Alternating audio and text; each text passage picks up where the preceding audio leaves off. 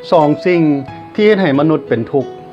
1. มนุษย์บ่เคยลืมอดีตที่เจ็บปวดย้อนว่าจิตของมนุษย์มักผูกอยู่กับอดีตที่ขมขื่นหรือผูกอยู่กับเรื่องลบๆเช่นละครฉากที่ลบๆและเจ็บปวดมนุษย์จะจดจำได้อย่างดีแต่ละครฉากใดที่มีความสุขมนุษย์บ่ค่อยใส่ใจและวิธีแก้ก็คือท่านตินนันฮันหนึ่งในผู้นำด้านจิตวิญญาณระดับโลกคนหนึ่งได้บอกว่าการบ่ให้เจ็บปวดกับอดีตให้เฮากำหนดลมหายใจของเฮาอยู่กับเพียงแต่ปัจจุบันเท่านั้นและเมื่อเฮาสังเกตว่าอารมณ์ลบๆมันเกิดขึ้นมามื้อใดหรืออดีตที่เจ็บปวดมันเกิดขึ้นมามื้อใดให้เฮาปัดมันออกโดยทันทีค่อยเอง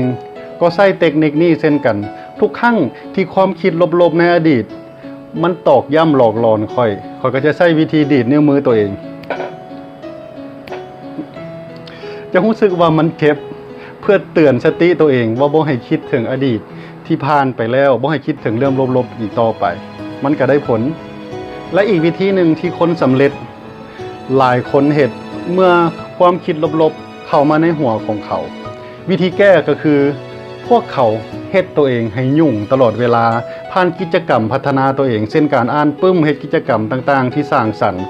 เมื่อก็เจ้ายุ่งอยู่กับกิจกรรมต่างๆก็เจ้าก็ลืมความคิดลบๆก็เจ้าก็ลืมปมด้อยของก็เจ้าไปเช่นบางคนมีปมด้อยว่าตัวเองเป็นคนเตี้ยขี้หายบางคนมีปมด้อยว่าตัวเองเคยเว้าบ่เก่งเคยขาดความเชื่อมั่น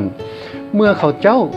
ยุ่งกับกิจกรรมสร้างสรรค์กิจกรรมพัฒนาตัวเองของเขาเจ้าก็จะลืมปมด้อยของเขาเจ้าไปแถมเขาเจ้าจะได้พัฒนาด้านเด่นด้านอื่นของเขาตื้มขึ้นมาอีกซึ่งเป็นสิ่งที่ดีหลายสิ่งที่2มนุษย์มักกังวลกับอนาคตที่ยังมาบ่ถึง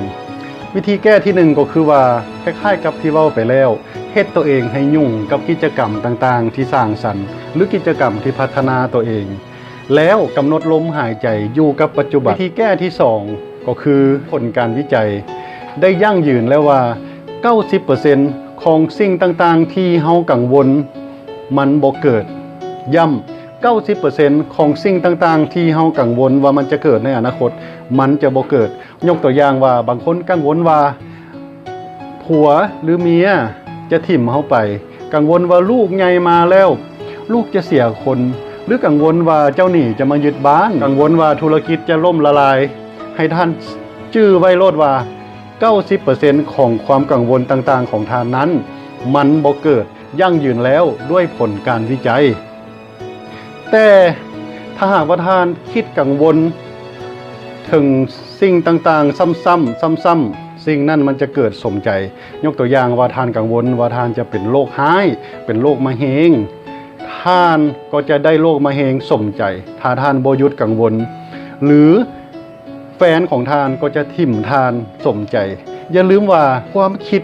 กำหนดโชคชะตาของเฮาคิดแนวใดเฮาก็จะได้แนวนั้น